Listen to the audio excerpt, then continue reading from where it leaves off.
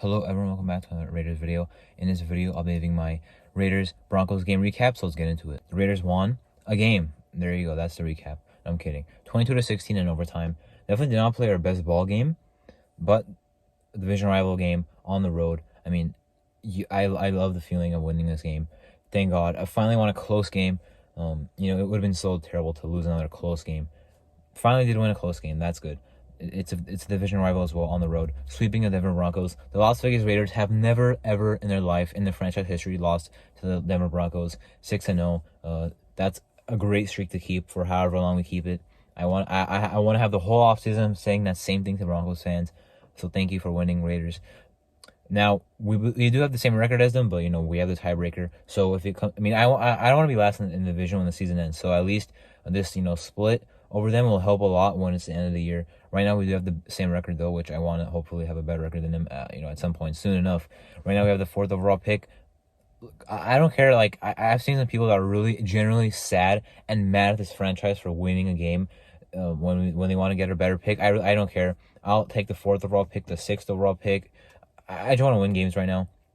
So I love winning this game. Now, as for the game, as I mentioned, we played pretty ugly, honestly. Offensively, we were moving the ball, but so many mistakes. The penalties are crazy. And we've seen ourselves. I mentioned that there's a moment, there's a drive in every game where we score ourselves over with penalties. There's a couple of them in this game. The first 2 drives we should have got at least a field goal. Penalties pushed us out of there.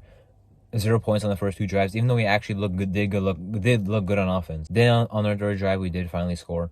Only 7 points in the first half, but I did have hope that we would perform nicely in the second half.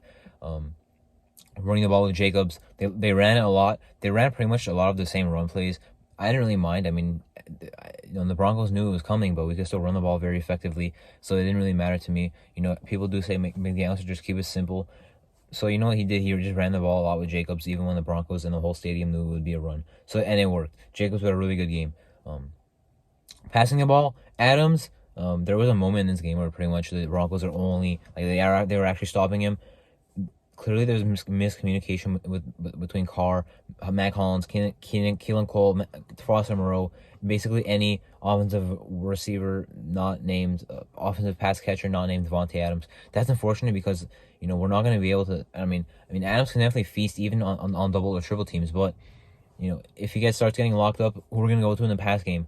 There have been 3rd downs where he's been locked up. We have to go somewhere else. It's incomplete. That definitely has to. There has to be someone there to do this for us. Renfrow and Waller are not back for another 2 weeks.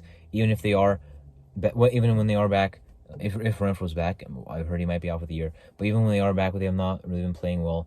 Even though they have both played well with Carr before. Now we need to get a second guy in there that can really do it. Mac Hollins is the second best receiver on the team this whole season, so hopefully he can step it up. Keelan Cole does pretty much next to nothing. I did like his 21-yard catch, but he does next to nothing pretty much.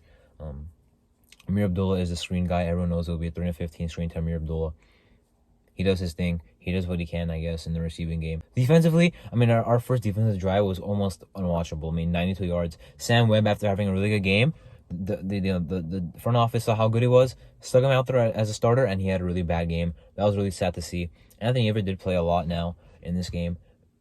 I don't really have an opinion on it. It wasn't really. I didn't see enough of him having good or bad coverage. There was one 3rd down where he had really good coverage. There was one play he was beat. There's 3rd down play he was beat, but luckily it was incomplete anyway. Rocky Scene did get beat on a really big play. Had another nice play in coverage and zone. Besides that, I don't really know what to say. Isaiah Palamao made a really clutch tackle on 2nd down. On 3rd down, Max Crosby got a sack. Speaking of defensively, Max Crosby, what a game. Chandler Jones, I guess, made some plays, but not very good. Max Crosby, obviously doing his thing. Ball Nichols even having a nice game. Andrew Billings still being a force in the run defense. Perriman, really good game, flying around the ball. Roger Keemer, shout out to him. He played a nice game. I love seeing him out there doing his thing. I do like Roger Keemer. Some people don't. I'm a fan of him. I'm happy what he did in this game. As I mentioned, Palamao with that huge tackle. Harmon and Merrick, doing whatever. Basically running through the defense right there. There was a spark when Jerry Tillery was out there as well. In fact, I think it shows a lot that, when it was 3rd down, Jerry Tillery was out there in the pass rush set. So that was, pretty, I think something to note for, the later portion of the season. Will he get re-signed? He still has 7 games to prove his worth. But for this year, for the remainder of it, he will definitely be on playing a lot on defense. I did like what he saw. I did like what I saw with what he showed. He plays defensive tackle and defensive end. I thought he would be more of a defensive end, but we'll see. I mean, I did hear that people are calling him defensive tackle Jerry Tillery. I was under the impression that he was a defensive end, but whatever. I think that's what he was drafted as anyway. Regardless, defensively, that was a really bad start, but then got it going. Pressure was good.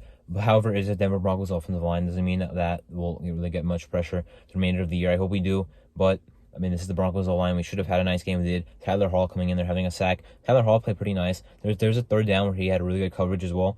The same play Anthony Aver did. So shout out to him for that. And the sack, of course, was just a smart heads-up football play by a guy making his NFL debut only in his third year as a UDFA. Definitely impressed with what I saw from him. 30 total tackles as well.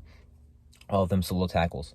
So our defense definitely clamped up later in the game. Our run defense was good. Latavius Murray had his moments. The touchdown was a 1 yard or whatever.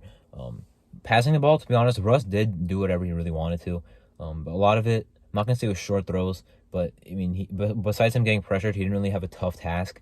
I feel like pass defense still has to improve, but I mean, it's a lot easier for the secondary if the defensive line is getting pass rush. So that'll make it a lot better. Hopefully they keep doing that. The game was kind of a slower moving, ugly, sloppy game. It was close definitely the whole game pretty much. I mean, Broncos took a 10-0 lead, but we were still playing pretty nice offense. I thought it'd be, now or never. I mean, sooner or later, we would get our points on the board. That's what we did. Down 3 points going into halftime. Great block by Max Crosby on the field goal. Max Crosby doing everything. Forced fumble. I mean, it went from Broncos might have 7 points, to no forced fumble, to now it's 4th down, okay, they're 3, to then Max Crosby blocks field goal. He stopped him from getting the first down and potentially a touchdown, and then stopped him from getting 3 points. Clutch player, he's great, obviously. It's the second half, kind of slow also, and as like the first half, but we were able to put some points up there. Third downs, I didn't like when it's third down. I don't really trust our team, to be honest. It feels like 2021 season, except we have one guy named Devontae Adams out there, and everyone else is like Zay Jones and like Brian Edwards. That's what it feels like, honestly. And Amir Abdullah is Jalen Richard. That's almost what it seems like. But you know what? When it was those games in 2021, we kind of did win them. So that's what happened in this one. Did win a close game. I mean, it's just, of course, so refreshing to finally see again. Did get the ball back. Good stop defense. Now here's what we will say. We got the ball with about 3:26 left in the fourth quarter. Time to go out there and win the game, and we go 3-0. That was pretty disturbing. It was definitely the right move to punt the ball, but we did not even pick up a first down. Luckily, the defense got us the ball back, and then our offense said we'll go down there and score. Big plays. Matt Collins with 7 yards, and then Keelan Cole with 21. Jacobs with maybe 30. Did not get out of bounds. Interesting decision. I mean, I at least like that we killed clock. We lost basically our first down play. Well, actually, we didn't. We were going to, but then Nathaniel Hackett called a timeout. I was like, thank you, because now we can have our first and goal play instead of, I believe, we would have spiked the ball. I think terrible timeout idea definitely helped us out. We had none left. Also unfortunate, we messed up our first, second, and goal.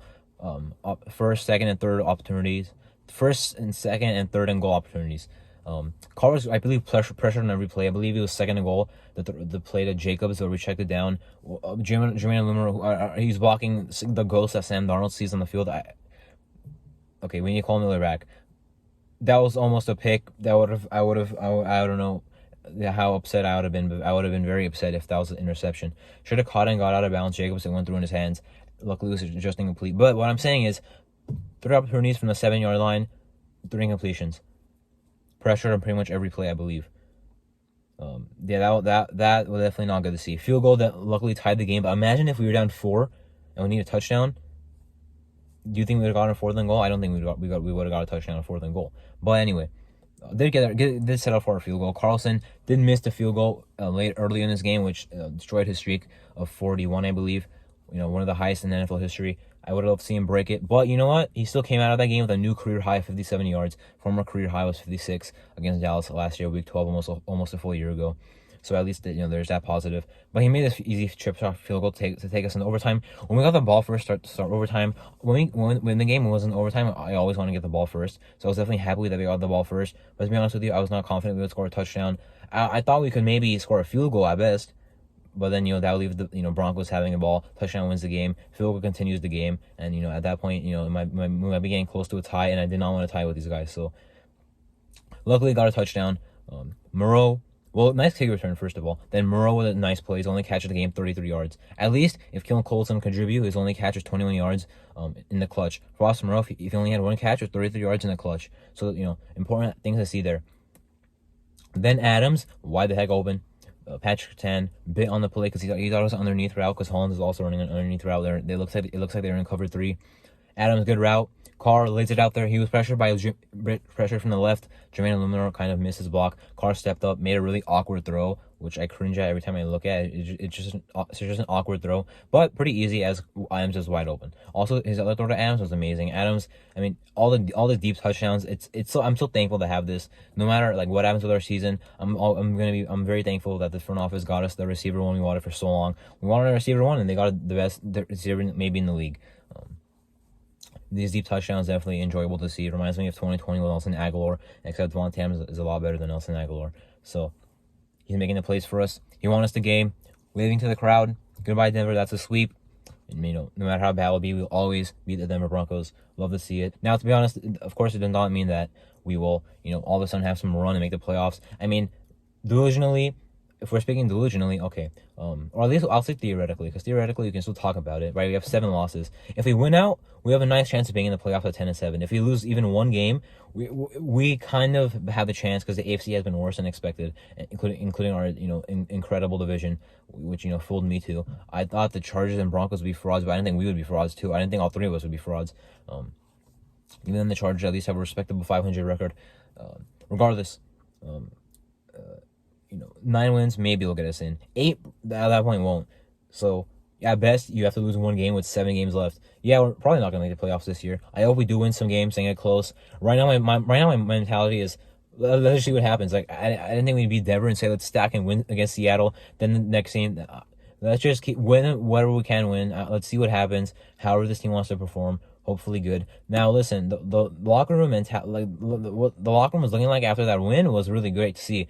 To be honest, it didn't look like a team that gave up, honestly. That at least gives me hope that it's not a team that actually hates McDaniels or, wants him out of there. I want him out of there. Our fans want him out of there. I hope he is out of there at the end of the year.